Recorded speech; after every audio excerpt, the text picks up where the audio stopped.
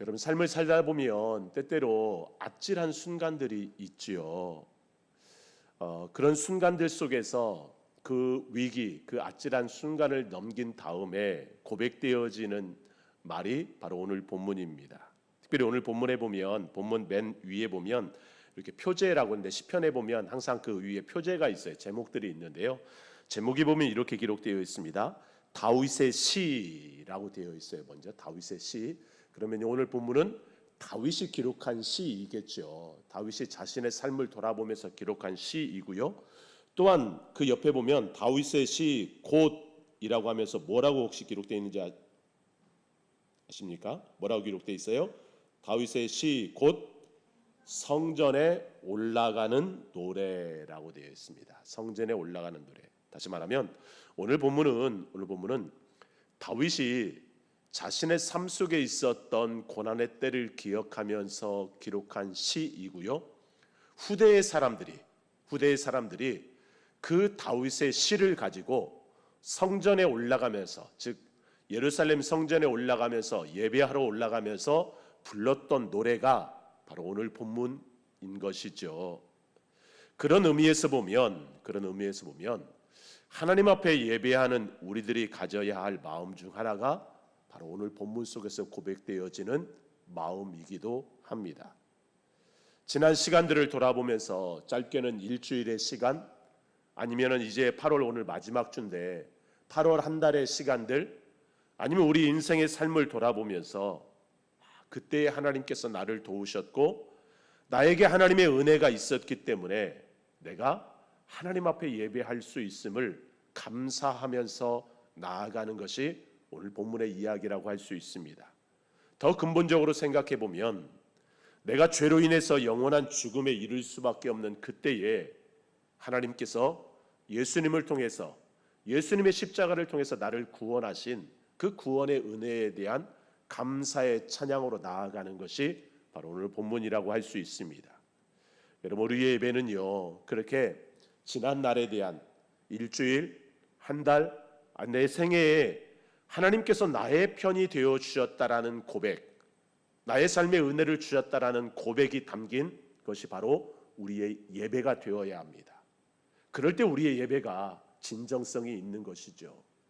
그냥 한번 잠깐 한 시간 동안 왔다 가는 것이 아니라 정말 내 삶에 베풀어 주신 하나님의 은혜를 기억하는 것입니다. 그렇다면 오늘 본문 속에서 다윗이 고백한 감사의 고백들은 어떤 것이 있는지 한번 살펴보면서 이 시대 우리들에게 필요한 감사가 어떤 것이 있어야 될까, 어떤 감사이어야 할까를 그런 마음으로 우리가 예배해야 함을 한번 살펴보도록 하겠습니다.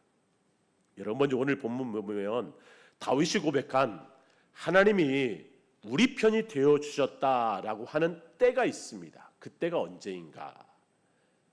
여러분, 1절과 2절에 다윗이 여호와께서 우리 편이 되어주시지 않았더라면 이라고 고백하잖아요. 그런데 그때가 언제였느냐라는 것이죠. 2절에 보면 그때를 이렇게 고백합니다.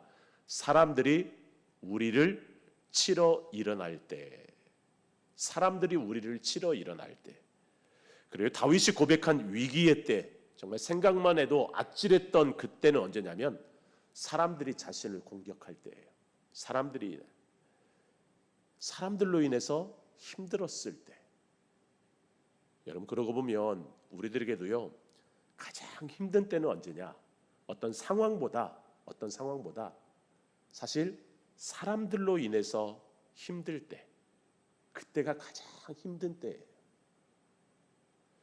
나를 시기하거나 질투하는 사람들, 모함하는 사람들, 또 나를 정말 힘들게 하는 사람들이 있잖아요.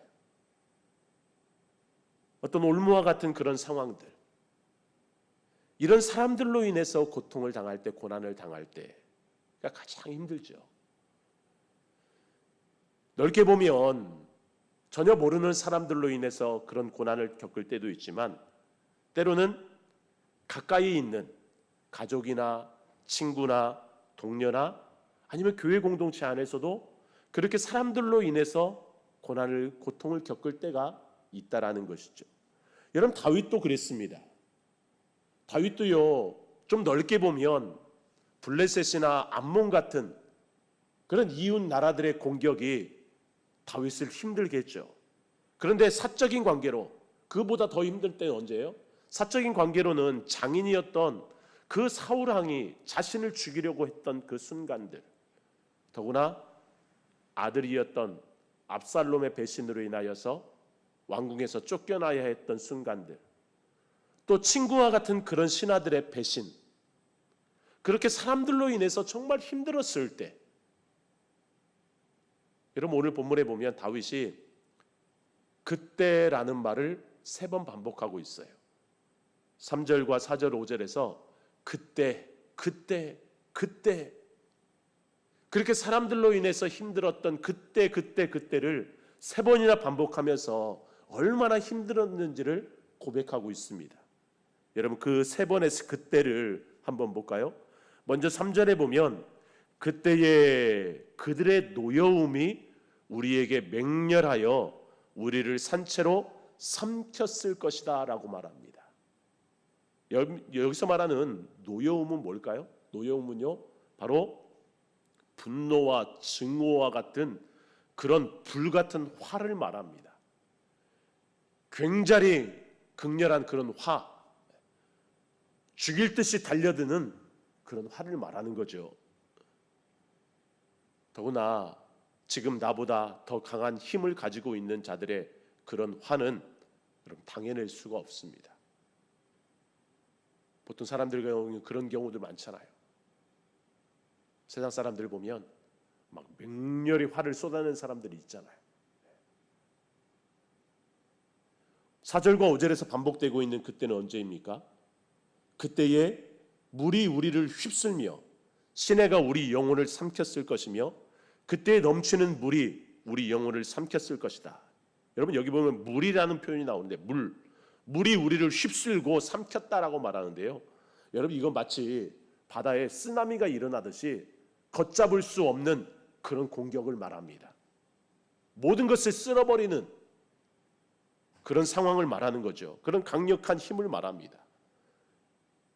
그런 강력한 힘이 내 육체만이 아니라 영혼까지 삼켜버릴 것 같다라고 말해요. 영혼까지. 이 말이 무슨 말이에요? 육체만 힘들면 그래도 기도하면서 견딜 수 있을 것 같은데 영혼까지 무너지는 거예요. 하나님을 믿는 믿음까지 흔들리는 거예요. 이런 상황이 어떤 때예요? 정말 극한으로 힘들 때 하나님 정말 살아계시냐? 하나님이 살아계시면 이럴 수 있느냐라고 하는 그런 시간이죠. 정말 죽고 싶을 정도로 힘들 때 아무리 기도해도 응답이 없고 하나님조차 모른 채 하는 것 같은 그런 상황들, 정말 하나님이 살아계시면 어떻게 나에게 이럴 수 있느냐라고 하는 그런 시간들이지요. 중요한 건 오늘 고백 속에서 다윗이 그때의 여호와께서 우리 편에 계시지 않았더라면 이라고 말하는 지나온 시간이라는 것입니다. 그때는 정말 죽고 싶을 정도로 힘들었는데 지금 돌아보니까 그 시간들 속에서 하나님이 함께 하셨다라는 것이죠. 이건 무슨 말이에요? 그런 시간들은 지나가게 되어 있다라는 것입니다. 영원하지 않다라는 것이죠. 그런 고난과 위기의 순간들이 지나가고 지나간 시간을 되돌아보면서 다윗이 고백하는 것이 여호와께서 우리 편이 되어 주시지 않았더라면 이라는 거예요.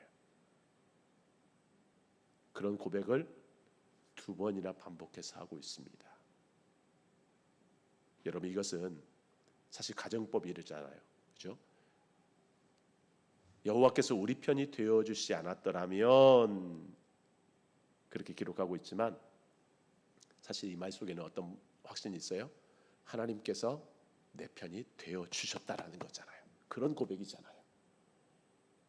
여호와를 하나님으로 믿는 자들에게 하나님이 내 편이 되어 주신다라는 것만큼 여러분 확실한 고백이 어디 있겠습니까? 사실 엄밀히 보면 세상 사람들도 대부분의 사람들도요 고난의 때를, 위기의 때를 잘 넘길 때가 있습니다. 넘기곤 해요. 그런데 그들의 입에서는 여호와 하나님을 찾지 않지요. 1절과 2절에 반복해서 기록된 것처럼 하나님이 우리 편이 되어주지 않았더라면 이런 고백이 그들의 입에서는 나올 수 없습니다. 대부분의 사람들은 그런 말들을 하죠. 야, 참 그때 아찔했어. 그래도 용케 잘 이겨냈어. 역시 나는 운이 좋은 사람이야. 라고들 이야기할 것입니다. 그렇다면 여러분, 오늘 다윗이 그때 여호와께서 우리 편이 되어주시지 않았더라면 이라고 고백할 수 있었던 그 근거가 어디에 있을까요? 다윗이 어떻게 이런 고백을 할 수 있었을까요? 여러분, 다윗이 이렇게 고백할 수 있었던 것은 그냥 그때 하나님이 나를 도와주셨기 때문이다라고 하는 어떤 단순한 하나님의 도움에 대한 그런 고백이 아닙니다. 단순한 그냥 회상이 아니에요. 그때 하나님이 나를 도와주셨어라고 하는 그런 회상이 아닙니다. 다윗의 고백이자 후대 믿음의 사람들도 성전에 올라가면서 이 고백으로 찬양을 부르면서 올라갈 수 있었던 것은요, 바로 자기 백성을 향한 여호와 하나님의 언약을 기억하는 고백이라는 거예요. 하나님의 언약을 기억하는 고백.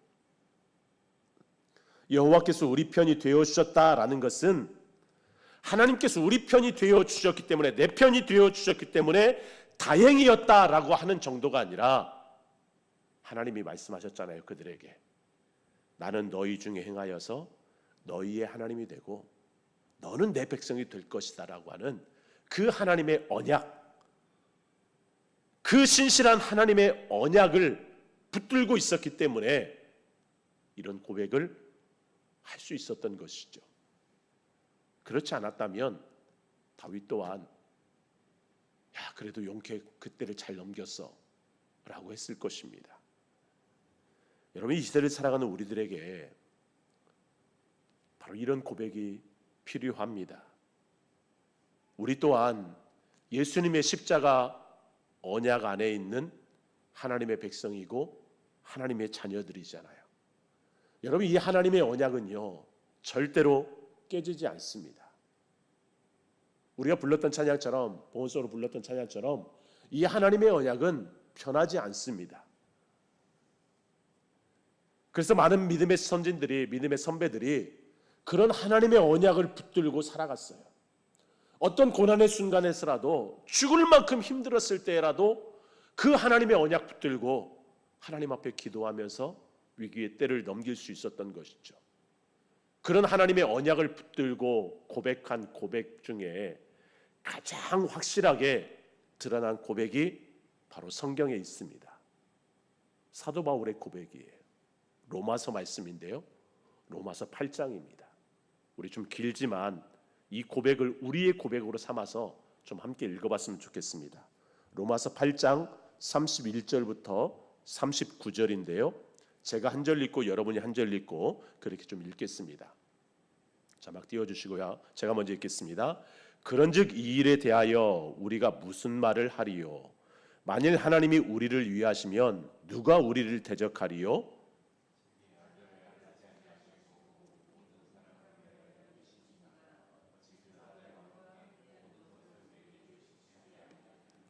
누가 능히 하나님께서 택하신 자들을 고발하리요?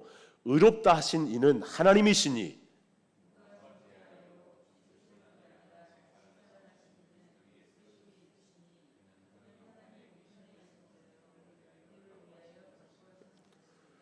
누가 우리를 그리스도의 사랑에서 끊으리요? 환난이나 곤고나 박해나 기근이나 적신이나 위험이나 칼이랴?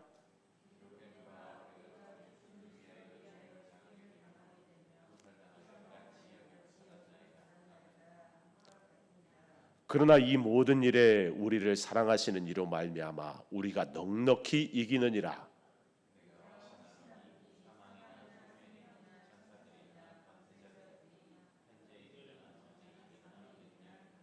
함께 읽겠습니다. 높음이나 깊음이나 다른 어떤 피조물이라도 우리를 우리 주 그리스도 예수 안에 있는 하나님의 사랑에서 끊을 수 없으리라. 아멘, 아멘. 예수 그리스도의 십자가를 통해서 우리를 사랑하셨고 그 십자가를 통해서 우리의 죄를 용서하신 하나님께서 우리 편이 되어 주신다라는 것.